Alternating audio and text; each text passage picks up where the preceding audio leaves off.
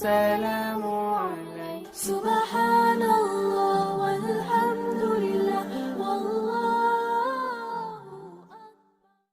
সম্মানিত সুধী, আপনারা সকলেই জানেন যে মাসটিতে, যেই দিবসটিতে আমরা আজকের এই মাহফিলে বসে আছি, উপস্থিত হয়েছি, এটি হলো যারা আল্লাহ প্রেমিক অলিয়া উলিয়া তাদের কাছে অত্যন্ত মহব্বত এবং প্রেমের ভালোবাসার একটি মাস রবিউল আউয়াল। আউলিয়া ইকরাম, পীর মাশায়েখ এই মাসটিকে সর্বাধিক ভালোবাসেন।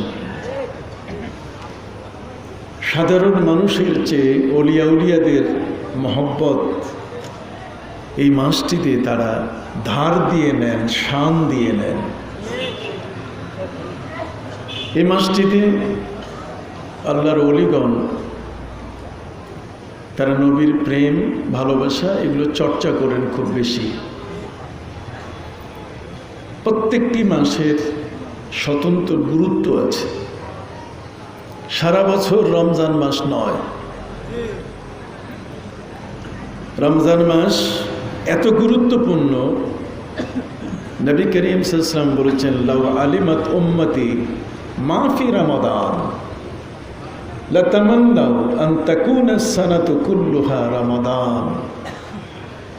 যদি মানুষ বুঝতে পারত যে রমজানুল মুবারকে কি আছে, এর মাহাত্ম্য, এর গুরুত্ব, এর তাৎপর্য, রমজানুল মুবারকের ফজিলত, এর বরকত, এর মর্তবা, এগুলো যদি কোনো মানুষ, কোনো উম্মত যদি বুঝতে পারত, তাহলে সে আল্লাহর কাছে বারবার দাবি করত যে আল্লাহ, তুমি সারা বছরের 365 দিন,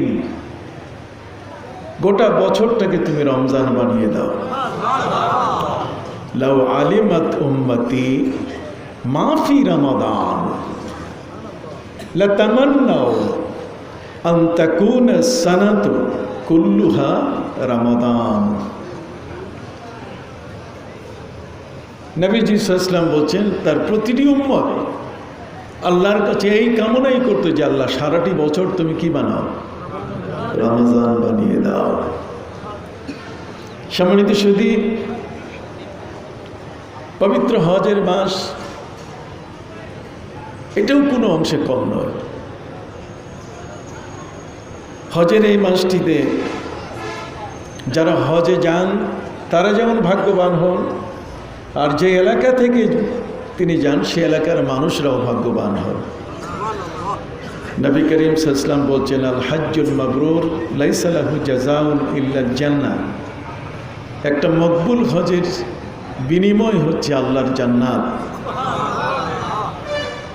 যে হাজি হজ করে কাবা ঘর থেকে নবী রওজা মুবারাকা জিয়ারত করে ফিরলেন, সেই হাজির সম্পর্কে এলাকার মানুষকে নবী করিম সাল্লাল্লাহু আলাইহি ওয়াসাল্লাম বলেছেন, ইজা লাকিতা হাজ্জান ফাসাল্লিমহু ওয়া সাফিহু ওয়া কুল লাহু আন ইস্তাগফিরা লাক ফাইন্নাহু মাগফুরুন লাহ।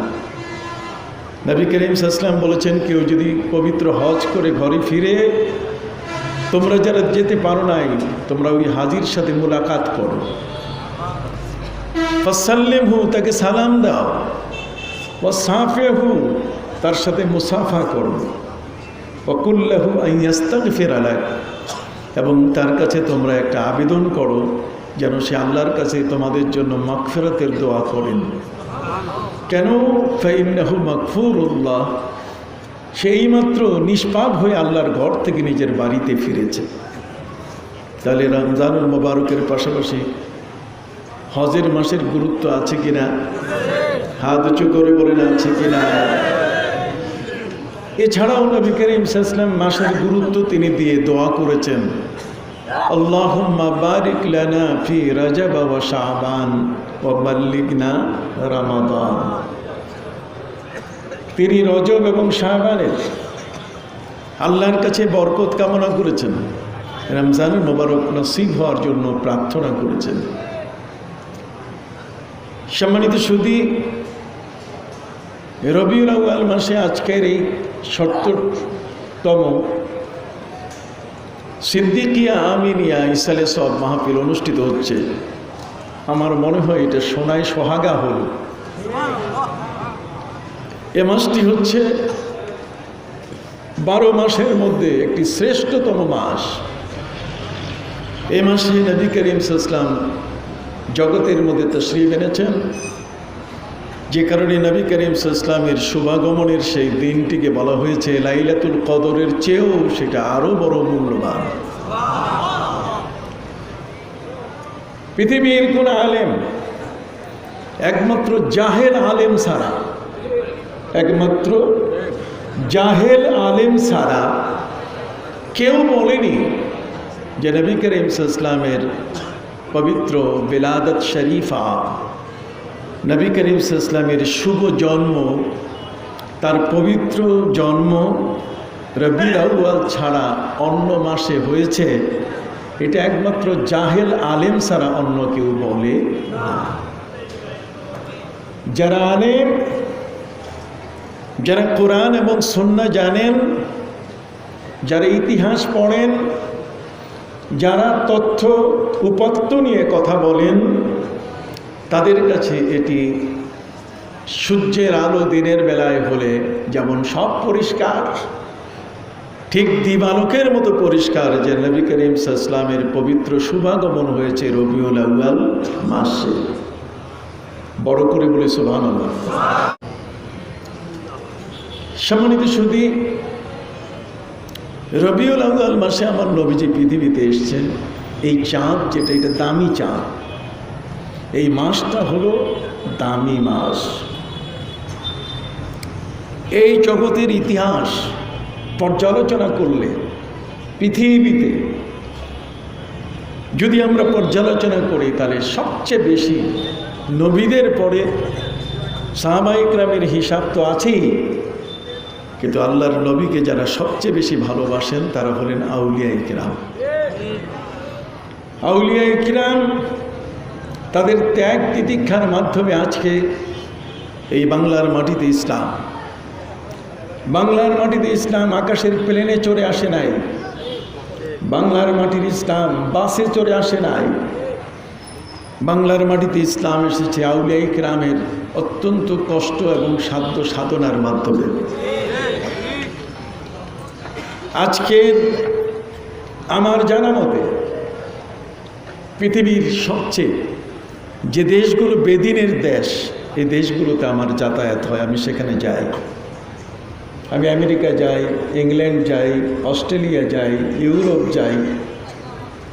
সারা পৃথিবীর একটি ছোট্ট পরিসংখ্যান আমার কাছে আছে যে পৃথিবীর সমস্ত মানুষের টুপি যদি এক জায়গায় রাখা হয়, আর বাংলাদেশের এই 52,000 বর্গ মাইলের ছোট্ট একটি দেশের মানুষের টুপি যদি এক জায়গায় রাখা হয়, আমাদের টুপির সংখ্যা বেশি হবে। এত দাঁড়িয়েও মানুষ পৃথিবীতে নাই। সারা পৃথিবীতে কোনো দেশে বর্তমান বাংলাদেশের সাধারণ জরিপে বাংলাদেশে বর্তমান মসজিদের সংখ্যা হলো প্রায় 4.5 লক্ষ। পৃথিবীর কোনো দেশ আপনি দেখাতে পারবেন না যে দেশে এত মসজিদ আছে, এত আজান হয়। যে মসজিদ, যেই আজানের ধ্বনিতে এখানকার সনাতন ধর্মাবলম্বী হিন্দু, এখানে বসবাসকারী খ্রিস্টান, এখানে বসবাসকারী ইহুদি, এখানে বসবাসকারী বৌদ্ধ, তাকেও যদি বলা হয় যে তুমি আজান শুনেছ কিনা, সেও বলবে যে হ্যাঁ, মুসলমানের আজান আমার কানে এসছে। সুবহানাল্লাহ বলেন। তাহলে এমন একটি দেশ, যে দেশটি হচ্ছে দরবেশের দেশ, অলিয়া উলিয়ার দেশ। এ দেশটিতে এক সময় বসবাস করেছিল লক্ষণ সেন, গৌর গোবিন্দ, গোবিন্দরাজ। এখানে এক সময় বসবাস করেছিল বীর বিক্রমাদিত্য, যার নামে বিক্রমপুর। এখানে বসবাস করেছিল পরশুরাম, জৈন্তা রাজা। যেখানে পূজা ছাড়া আর অন্য কিছু ছিল না, আর সেই দেশ এখন সেজদার দেশে পরিণত হয়েছে, যাদের মাধ্যমে দেশে মানুষগুলো মুখে দাড়ি রাখা শিখলো, টিকি ছেড়ে দিয়ে মাথায় টুপি দেয়া শুরু করলো, ধুতি ছেড়ে দিয়ে যারা ইসলামী পোশাক পরিধান করা শুরু করলো। এদেশে প্রতিটি ঘরে ঘরে আজান এবং নামাজের ব্যবস্থা যেখানে হলো, সে আউলিয়ায়ে কেরাম পীর মাশায়েখদেরকে আজকে প্রকাশ্যে জবাই করার জন্য কিছু দুষ্ট দুরাচার আমাদের এদেশে আমদানি হয়েছে। তারা আজকের আল্লামা বশিরহাটি, আল্লামা রুহুল আমিন বশিরহাটি রহমতুল্লাহ আলাইয়ের মতো এই ধরনের বিচক্ষণ আলেমদেরকেও তারা বলছে তারা নাকি ভুল পথে ছিলেন। পীর মাশায়েখ আউলিয়া উলিয়াকে তারা মুশরিক বলছে। কাজেই আজকে আমরা আমাদের আলোচনার মাধ্যমে এই বিষয়গুলো নিয়ে একটু স্বল্প হলেও পরিসরে আমরা কথা বলার চেষ্টা করব। সম্মানিত শুধু প্রথমে যে কথাটি আমি আপনাদের সামনে আলোচনা করতে চাই সেটা হলো নবী করিম সাল্লাল্লাহু আলাইহি ওয়াসাল্লাম এ মাসে জন্ম নিয়েছেন, তার শুভাগমন হয়েছে, এতে কোনো সন্দেহ। তারিখ ছিল কোন তারিখ? 12ই, সবার কাছে জানা। কিছু একদল মৌলবী আমার বাড়ির পাশে, উনি মসজিদে ইমামতি নিয়েছেন। একদল মানুষ, একদল মৌলবী আমার পাশে ছোট করে একটা মাদ্রাসা কায়েম করেছেন। উনি বলছেন না, 12 তারিখে নবী জন্ম নেন নাই, নবী জন্ম নিয়েছেন 8 তারিখে। 8ই রবিউল আউয়াল, নবী জন্ম নিয়েছেন 9ই রবিউল আউয়াল। আপনার মাথার মধ্যে ভেজাল ঢুকাই দিল। আপনি 12তে থাকবেন না 8-এ থাকবেন না 9-এ থাকবেন, আপনার চিন্তা। আরে বাবা, এত বড় হুজুর মাদ্রাসা কায়েম করেছে, বিশাল বড় হুজুর, সেই হুজুর বলছেন, হুজুর কি না পড়ে বলছেন, হুজুর তো অনেক জ্ঞানী। সম্মানিত সুধী, বিনয়ের সাথে আপনাদের কাছে বলতে চাই, যারা আজকে 8 তারিখ 9 তারিখ বলছেন, আমি তাদেরকে চ্যালেঞ্জ করব, আমি তাদেরকে বলবো যে আপনারা এটা কোনোদিন প্রমাণ করতে পারবেন না। আঙ্গুলের হিসাবে সব করা যায়, কিন্তু বাস্তবতা ভিন্ন। তার কারণ নবী করিম সাল্লাল্লাহু আলাইহি ওয়াসাল্লামের 17 বছর, হিজরতের 17 বছর পর আমাদের হিজরি ক্যালেন্ডার তৈরি হয়েছে। কতক্ষণ আমাদের ক্যালেন্ডার তৈরি হয়েছে? নবীজির হিজরতের কত বছর? নবীজির যুগে কোনো স্ট্যান্ডার্ড ক্যালেন্ডার ছিল না। আপনি কোন ক্যালেন্ডার দিয়ে হিসাব করে বলতেছেন যে 8 তারিখ অথবা 9 তারিখ? কতক্ষণ? আমাদের 12 তারিখের হিসাব আছে, 12 মাসের কি আছে? হিসাব আছে। কতক্ষণ না? 12 মাসটা যেমন সত্য, নবীর জন্মের 12ই রবিউল আউয়ালটাও কেমন সত্য। এটা সবার মুখে মুখে, আপনি ইতিহাসকে বাদ দিতে পারবেন না। আপনাদেরকে একটি কথা প্রশ্ন করতে চাই, আপনারা উত্তর দেন। 1971 সালে আমাদের এই প্রিয় মাতৃভূমি স্বাধীন হয়েছে। 1952 সালের বাংলা ভাষার আন্দোলন হয়েছে। রফিক, জব্বার, সালাম, বরকত তারা শহীদ হয়েছেন। এটা কি মিথ্যা না সত্য? আপনারা কথা বলছেন না। সত্য। কোরআনের কোন আয়াতে আছে? কোরআনের কোন আয়াতে নাই। হাদিসের কোনো পাতায়, বুখারী, মুসলিম, আবু দাউদ, তিরমিজি, ইবনে মাজাহ কোথাও কি আছে? কিন্তু যদি আপনি অস্বীকার করেন যে 71 সালে দেশ স্বাধীন হয় নাই, যদি আপনি বলেন 52 সালের ভাষা আন্দোলন ছিল না, তাহলে আপনাকে দেশ থেকে একেবারে আন্দামান, আপনাকে দ্বীপান্তর করে দেওয়া হবে, দেশে থাকতে দেওয়া হবে না। ইতিহাসের কতগুলো চরম সত্য জিনিস আছে, এগুলোকে আপনি অস্বীকার করতে পারবেন না। নবী করিম সাল্লাল্লাহু আলাইহি ওয়াসাল্লামের পবিত্র জন্মের 40 বছর পর তার উপরে কোরআন নাজিল হওয়া শুরু করেছে। কি বলে? কিন্তু 40 বছরের আগের যে ঘটনাগুলো পৃথিবীতে ঘটেছে, সেগুলো কি ঘটনা ছিল না? কথা বলেন। আমার নবী সাল্লাল্লাহু আলাইহি ওয়াসাল্লাম যেদিন জন্ম নিলেন, পবিত্র জন্ম হলো, সেদিন পৃথিবীতে অনেক মহাকাণ্ড ঘটে গেছে। অনেকগুলো কাণ্ড না, মহাকাণ্ড ঘটে গেছে পৃথিবীতে। সেই মহাকাণ্ডগুলোর মধ্যে একটি হলো 1000 বছর ধরে পারস্যরাজ খসরু পারভেজ, যেটাকে আমরা বর্তমান ইরান বলছি, সেই ইরান এলাকার মানুষ, এই পারস্যের মানুষেরা 1000 বছর ধরে আগুনের পূজা করত। আমি জোরে বললে হবে না, আপনার মাইকম্যানকে বলেন। এখানে আওয়াজ তো ঠিক হচ্ছে, আমার কাছে তো আওয়াজ ঠিক আছে, আমার এখানে ঠিক আছে, আপনার ওখানে নাই কেন এটা তাদেরকে বলেন। মাইকম্যান আপনি একটু দেখেন, চেক করেন একটু, লোকগুলো বসে আছে গভীর রাত পর্যন্ত, দুটো কথা যাতে বলা যায়, শোনা যায়। সম্মানিত সুধী ভাইরা আমার, বিনয়ের সাথে আপনাদের কাছে বলতে চাই, আমাদের প্রিয় নবী সাল্লাল্লাহু আলাইহি ওয়াসাল্লাম জগতের মধ্যে যখন জন্মগ্রহণ করলেন, তখন পৃথিবীতে কোনো স্ট্যান্ডার্ড ক্যালেন্ডার ছিল না। অপসংস্কৃতির থাবায়, অপসংস্কৃতির আক্রমণে, খ্রিস্টান এবং ইহুদির আক্রমণে আমাদের মুসলিম সংস্কৃতি চোখের আড়াল হয়ে গেছে। আমরা হারিয়ে ফেলেছি বহু তথ্য। আজকের ইংলিশ ক্যালেন্ডার, ইংরেজি বর্ষ ক্যালেন্ডারের মধ্যে জানুয়ারি থেকে ডিসেম্বর পর্যন্ত কার মনে নাই, কে না জানে? জানুয়ারি, ফেব্রুয়ারি, মার্চ, এপ্রিল, মে সবার মুখস্থ। কিন্তু সম্মানিত সুধী, আমাদের ইসলামী ক্যালেন্ডার অনুযায়ী মাসটার নাম কি, আজকে কয় তারিখ? যদি এই বিষয়টি কাউকে বলা হয়, তাহলে তিনি তার উত্তর দিতে কষ্ট হবে। কথা বলেন কেন?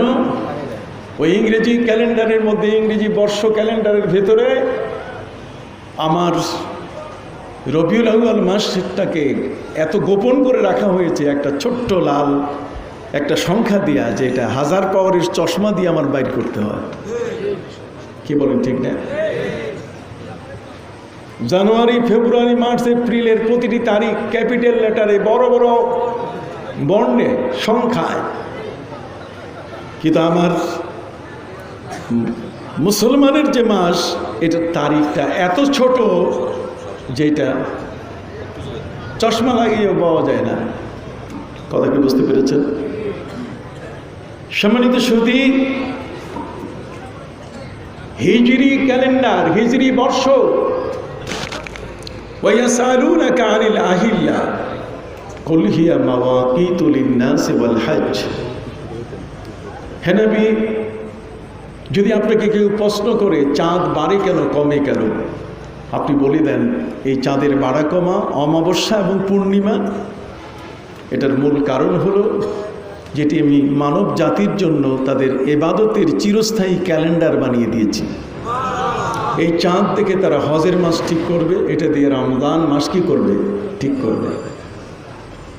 নবী করিম সাল্লাল্লাহু আলাইহি ওয়াসাল্লামের হিজরতের 17 বছর পর হিজরি ক্যালেন্ডার আসছে। এই হিজরি ক্যালেন্ডার, হিজরি নাম, মুহররম মাস, এটি একটি সংসদে প্রস্তাব হয়েছে। হযরত উমর ফারুক রাদিয়াল্লাহু তাআলা আনহু তখন ক্ষমতায়, তার সংসদে এই প্রস্তাবগুলো পাশ হয়েছে। হযরত আলী রাদিয়াল্লাহু তাআলা আনহু তিনি হিজরি নামকরণের প্রস্তাব করেছিলেন। আর হিজরির প্রথম মাস মুহররম, যেই মাসে 10 জন নবীকে আল্লাহ সম্মানিত করেছেন। এই 10 জন নবীর সম্মানের মাসটাকে কেন্দ্র করে কত রকম ফতোয়াবাজি আমাদের ভিতরে। তার কারণ হচ্ছে যে অমুসলিমদের ক্যালেন্ডারের ভিতরে আমার ইসলামের ক্যালেন্ডার হারিয়ে গেছে। মুসলিম ক্যালেন্ডার এখন আর নাই। ছোট্ট মোহাম্মদী পঞ্জিকা বাজার থেকে কিনতে হয়, তাও এটি খোলা, দৃশ্যমান নয়, এটা দৃশ্যমান নয়। সম্মানিত সুধী, অতএব আমাদেরকে নতুন করে ক্যালেন্ডার ছাপাতে হবে, যেই ক্যালেন্ডারের নাম হবে হিজরি বর্ষ ক্যালেন্ডার।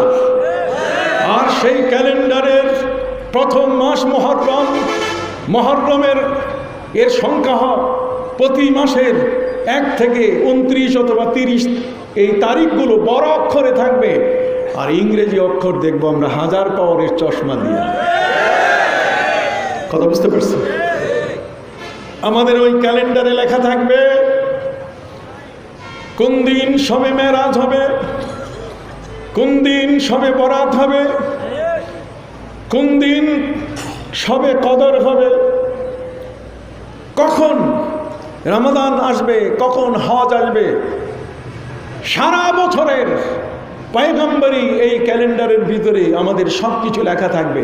কিন্তু আজ আমরা ওই সমস্ত বেদিন তাদের থাবায়, তাদের অপসংস্কৃতির থাবায় আমাদের সংস্কৃতি হারিয়ে গেছে। ইসলামটা অনেকখানি আমাদের চোখের এখন আড়াল হয়ে গেছে। কথা কি বুঝতে পেরেছেন? এই জন্য আল্লাহর ওলিরা তারা এই পয়গম্বরী মাসের প্রতিটি তারিখকে তারা প্রতিদিন আমলে নিয়ে আসার চেষ্টা করেন। সম্মানিত সুধী, নবী করিম সাল্লাল্লাহু আলাইহি ওয়াসাল্লাম যখন জন্ম নিয়ে বড় হলেন, তখন তিনি দেখলেন যে মক্কায় 360টি মূর্তির পূজা চলছে। কয়টা? সবাই একটু কথা বলেন না বাবা, একটু নাড়াচাড়া দেন। রাত গভীর, 360টি মূর্তির পূজা হচ্ছে। আজকে যেটার পূজা, কালকে আর সেটার পূজা হয়। কালকে যেটার পূজা, পরশু অন্য তৃতীয় আরেকটার পূজা। তো এইভাবে পূজা হতে হতে বাই সিরিয়াল, ক্রমধারা, ক্রমিক নম্বর, আজকে যেটার পূজা কালকে সেটা না, এভাবে 360টি মূর্তির পূজা। 360 নম্বর যে মূর্তিটা, সেই মূর্তিটার যখন পূজা শেষ হয়ে যেত, তখন আরবরা, মক্কার মানুষরা মনে করতো যে আমরা একটা বছর পার করলাম। তাহলে 360টি মূর্তির পূজা করে 360 দিনে একটা বছর তারা গণনা করত। কথা বুঝতে পারছেন? তাদের বছর শুরু হতো পূজা দিয়ে, আর বছর শেষ হতো কি? পূজা দিয়ে। আবার বলেন, বছর শুরু হতো কি দিয়া? পূজা দিয়া। আবার শেষ হতো কি? পূজা দিয়া। সম্মানিত সুধী, আমরাও বর্তমান সময়কালে তার ব্যতিক্রম করি না।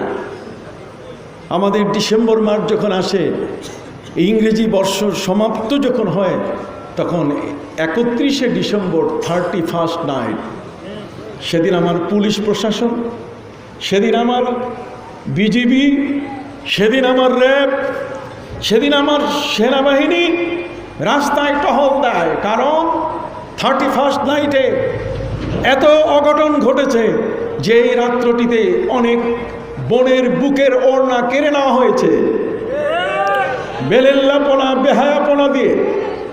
ওই রাত্রিকে একদল মানুষ উল্লাস করে, জেনা বেবিচার করে, ইজ্জত সম্ভ্রম নষ্ট করে, আমাদের পরিবেশকে বিষাক্ত করে তোলে। যে কারণে আইন শৃঙ্খলা বাহিনী, সরকারের পক্ষ থেকে বলা হয় 31শে ডিসেম্বর একটা বর্ষ শেষ হচ্ছে, নতুন বর্ষ। এই বর্ষে রাত 10টার পরে যেন কাউকে রাস্তায় পাওয়া না যায়। তার কারণ একজন অবলা বোনের বুকের ওড়না কেড়ে নিয়ে আরেকটা বছর বরণ করে নেয়া, এটি অপসংস্কৃতি। এটি কখনো কোনো মুসলমান তার বর্ষবরণের নিয়ম হতে পারে না। ঠিক তার বিপরীত আরেকটা, গত বছরের পচা পান্তা ভাত দিয়ে নতুন বছর বরণ করে নেই আমরা। কি বলেন? এসো হে বৈশাখ, কি বলেন ঠিক না? এসো হে পহেলা বৈশাখ। এই বৈশাখকে আমরা বরণ করি কারা? আব্দুর রহিম, আব্দুল করিম সাহেবের মেয়েরা, তার ছেলেরা সাদা শাড়ি পরে খালি পায়ে ঘর থেকে আমরা বের হই, আর গত বছরের পচা ভাত নতুন বছরে খাইয়া আমরা আমাদের বর্ষ বরণ করি। তার মানে পচা জিনিস দিয়ে আমাদের বর্ষ বরণ শুরু হয়। আমি কি মিথ্যে বলেছি? সম্মানিত সুধী ভাইরা আমার, আমার নবী সাল্লাল্লাহু আলাইহি সাল্লাম যখন দেখলেন 360 দিন তারা বছর পূরণ করছে, কিন্তু বছরের সূচনা হচ্ছে পূজা দিয়া আর শেষ হচ্ছে কি পূজা দিয়া, বুঝতে কষ্ট হইল? নবীজি আল্লাহর কাছে দোয়া করলেন যে আল্লাহ, আমার উম্মত পূজা দিয়ে শুরু করবে, পূজা দিয়ে বছর শেষ করবে, এটা কি করে হয়? আপনি আমাকে বছর দেন, আপনি আমাকে আমার ক্যালেন্ডার দেন।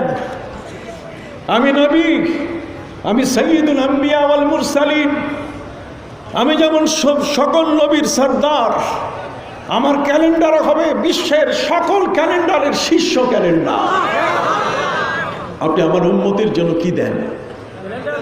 ক্যালেন্ডার দেন। আপনি হিসাব করবেন 8 তারিখ না 12 তারিখ না 9 তারিখ, আগে ক্যালেন্ডারটা তো ঠিক করবেন। আপনি কোন ক্যালেন্ডার দিয়ে হিসাব করতে চাচ্ছেন? আল্লাহ পাক রব্বুল আলামিনের কাছে আমার নবী আবেদন করলেন, মাবুদ আমার জন্য একটি স্ট্যান্ডার্ড ক্যালেন্ডার দেন, যে ক্যালেন্ডারটা আমার উম্মত পেয়ে প্রতিটি বছরের প্রতিটি দিন আপনার নামে রুকু সেজদায় পড়ে থাকবে, এমন একটা ক্যালেন্ডার দেন। আল্লাহ বলছেন, ক্যালেন্ডার তো আমি দিয়ে দিয়েছি, যেদিন আসমান এবং জমিন সৃষ্টি করেছি ওই দিনই আমি ক্যালেন্ডারও ফাইনাল করে দিয়ে দিয়েছি। পবিত্র কোরআন মজিদে আল্লাহ বলেন, ইন্না ইদ্দাতাশ শুহুরি ইনদাল্লাহি 12 শাহরান ফি কিতাবিল্লাহি ইয়াওমা খালাকাস সামাওয়াতি ওয়াল আরদ মিনহা আরবাআতুন হুরুম। আল্লাহ বলেন, আমার কাছে 12 মাস দিয়ে আমি বছর ঘোষণা করেছি, এটি আমার কিতাবের মধ্যে স্পষ্টভাবে চূড়ান্ত করে দিয়েছি। আল্লাহ পাক রব্বুল আলামিন বলেন, যেদিন ইয়াউমা খালাকাস সামাওয়াতি ওয়াল আরদ, আসমান এবং জমিন যেদিন আমি সৃষ্টি করেছি সেই দিনেই আমি 12 মাসে বছর ঘোষণা করেছি। সুবহানাল্লাহ বলেন। এই 12 মাসের বছর কে ঘোষণা করেছেন? হলো না? আওয়াজ দেন। আজকে দরবেশ থাকলে হবে না, পরে দরবেশ হব। এখন বজ্র কণ্ঠে উত্তর দেন, বছর হয় কয় মাসে? জোরে বলেন, কে ঘোষণা করেছেন? আরো হাত উঁচু করে বলেন, কে? হাত নামান, এখন প্রশ্নের উত্তর দেন। আপনি কি কখনো শুনেছেন যে আমেরিকায় 11 মাসে বছর হয়? অস্ট্রেলিয়ায় 13 মাসে বছর হয়? কথা বলেন। পৃথিবীর কোন দেশ, পৃথিবীর কোন অঞ্চল, পৃথিবীর কোথাও কোন রাষ্ট্রের কোন রাষ্ট্রপ্রধান 11 মাসে অথবা 13 মাসে বছর করেছে আপনাদের জানা আছে? তাহলে আমেরিকাও 12 মাসে কি বছর? অস্ট্রেলিয়া, কথা বলছেন না আপনারা? অস্ট্রেলিয়াও 12 মাসে, ইংল্যান্ড, তাহলে সারা পৃথিবী 12 মাসে। 12 মাসের বছর কে দিলেন? তাহলে আল্লাহর দেওয়া 12 মাসের বছর এটা আমরা পালন করছি, এটা কোরআনে আসছে। তাহলে আসেন কোরআনে আজকের এই মাসটা, আজকের যে দিনটিতে আমরা অবস্থান করছি, যে দিবসটিতে, যে মাসে আমরা অবস্থান করছি, কোরআনে এর কোনো অস্তিত্ব আছে কি না? আমাদের কেউ কেউ বলেন যে এটা মিলাদুন নবী সাল্লাল্লাহু আলাইহি ওয়াসাল্লামের মাস, ওইটা হলো রমজান মাস, এটা হলো হজের মাস, এটা হলো মুহররম মাস, আর এটা হলো আমার নবীর কি জন্মের মাস। এটা মিলাদুন নবী সাল্লাল্লাহু আলাইহি ওয়াসাল্লামের মাস। তো মিলাদুন নবী সাল্লাল্লাহু আলাইহি ওয়াসাল্লামের মাসটা যখন বলি, রমজান মাস বললে তখন গায়ে আগুন লাগে না, হজের মাস বললে তখন গায়ে আগুন লাগে না, মুহররম মাস বললে গায়ে আগুন লাগে না। যখন আমরা বলি মিলাদুন নবী সাল্লাল্লাহু আলাইহি ওয়াসাল্লামের মাস, আমার নবীর জন্মের মাস, তখন গায়ে আগুন লাগে। মনে হয় নুন সিটা দিছে, কাটা গায়ে কি নুন সিটা দিছে। মৌলবীর মাথা খারাপ হয়ে যায়। মৌলবী কয় বেদাত বেদাত, সব দাঁত উঠাই ফেলে, একটা দাঁতও থাকে না, খালি বেদাত কইতে থাকে। আমি তাদের কাছে আজকে বলতে চাই, সম্মানিত সুধী ভাইরা আমার, মিলাদুন নবী ইসলামের মাস, নবী করিম সাল্লাল্লাহু যে মাসে জন্ম নিয়েছেন সেই নবীর নামে যদি মাসকে বলা হয়, নাজায়েজ কোথায় আছে? পারনন্দ আলী ব্যাপারী পাড়া জামে মসজিদে তোমাদের কাছে আমি চ্যালেঞ্জ করে গেলাম, তোমরা যদি প্রমাণ করতে পারো যে মিলাদুন নবী সাল্লাল্লাহু মাস বলা জায়েজ নাই, তাহলে আমি তোমাদের সাথে যে কোনোখানে বসতে রাজি আছি। পারবে না? দুনিয়ার ঘটনা কোনো না কোনো এক একটা ইতিহাস থেকে বছর হয়। নবী করিম সাল্লাল্লাহু হিজরতের 17 বছর পর হযরত ওমর ফারুক রাদিয়াল্লাহু তাআলা আনহু, তিনি ইয়েমেনের গভর্নর হযরত আবু মুসা আশআরী রাদিয়াল্লাহু তাআলা আনহু ছিলেন। হযরত আবু মুসা আশআরী রাদিয়াল্লাহু তাআলা আনহুর কাছে তিনি একটা আদেশ দিয়েছিলেন কার্যকর করার জন্য, আদেশটা তুমি এটা কার্যকর করবে, পালন করবে, কিন্তু তিনি সেটা পালন করেন নাই। হজের মৌসুমে হযরত উমর রাদিয়াল্লাহু তাআলা দেখে তাকে ডাকলেন, তাকে বললেন যে আমার আদেশটা কি তুমি কার্যকর করেছো? আদেশটাকে কি বাস্তবায়িত করেছো? হযরত আবু মুসা আশআরী রাদিয়াল্লাহু তাআলা তিনি বললেন যে না, এটা একটা মাসের নাম, শাবান, রমজানের আগের যে মাসটি শাবান,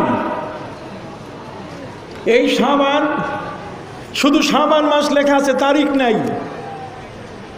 কয় তারিখে কার্যকর করব কোনো নির্দেশ নাই, এটা কোন বছরের শাবান এটা লেখা নাই, অতএব আমি এটা কার্যকর করতে পারি নাই। হযরত ওমর ফারুক রাদিয়াল্লাহু তাআলা আনহু তিনি সংসদ ডাকলেন এবং সেখানে তিনি বললেন যে আমরা এখন একটা বছর সূচনা করব, একটা নতুন বছর গণনা শুরু হবে, তোমরা নাম দাও। যারা উপস্থিত ছিলেন পার্লামেন্টে তারা বললেন যে এটার নাম রাখা হোক হুবুতি সন। নাম কি? হুবুতি। আমার ভাষা বুঝতেছেন কিনা জানি না। হুবুতি মানে ফাহাবিতু মিনহা জামিয়া। হযরতে আদম আলাইহিস সালামকে আল্লাহ তাআলা আসমান থেকে যেদিন জমিনে নামাই দিয়েছেন এটাকে হুবুত বলা হয়, হাবাতা। অতএব এটা হুবুতি সন, আদম থেকে সন শুরু হোক। একদল বলছে না, হযরতে নূহ নবীর বন্যা থেকে, বন্যা সন থেকে আমরা গণনা শুরু করি। কেউ কেউ বললেন যে আব্রাহা কাবা ঘর ধ্বংস করতে এসেছিল, আমুল ফিল, হাতিশাল, কথা বলেন, হাতিশাল থেকে গণনা করি। নানামুখী প্রস্তাব। এই প্রস্তাবনার মধ্যে হযরতে আলী রাদিয়াল্লাহু তাআলা প্রস্তাব করলেন যে না, এর কোনোটাই নেওয়া উচিত হবে না, বরং আমরা হিজরি সন নাম রাখি, হিজরি বর্ষ। কেন? হিজরতের রাতটা হচ্ছে আমাদের নবীজির উপরে বিশাল একটা ভয়ঙ্কর কঠিন রাত। সেই রাতে কাফেররা তাকে ঘিরে রেখেছিল। ওই রাতে তিনি জাবালে সুরে উঠেছিলেন, সেখানে মাকড়সা জালি বেঁধে দিয়েছিল, সেখানে কবুতরের ডিম পেড়েছে। সেখান থেকে নবী জীবনের ঝুঁকি নিয়ে আবু বকর সিদ্দিক রাদিয়াল্লাহু তাআলা সহযোগিতায় তাকে সঙ্গী নিয়ে তিনি রওনা করেছেন মদিনায়।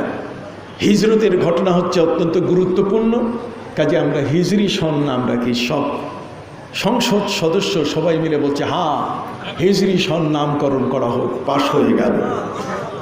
সুবহানাল্লাহ বলেন। তাহলে হিজরতের 17 বছর পর পাশ হলো সংসদে হিজরি বর্ষ, পয়গম্বরী বর্ষ। এরপরে প্রথম মাস হবে কোনটা? হযরত উসমান রাদিয়াল্লাহু তাআলা বলেন যে প্রথম মাস হচ্ছে মিনহা আরবাতুন হুরুম, 4টা সম্মানীয় মাস। কয়টা? 4টা সম্মানীয় মাস। সালাসুম মুতাওয়ালিয়াত, 3টা আছে একসাথে। 3টা আছে কি? একসাথে।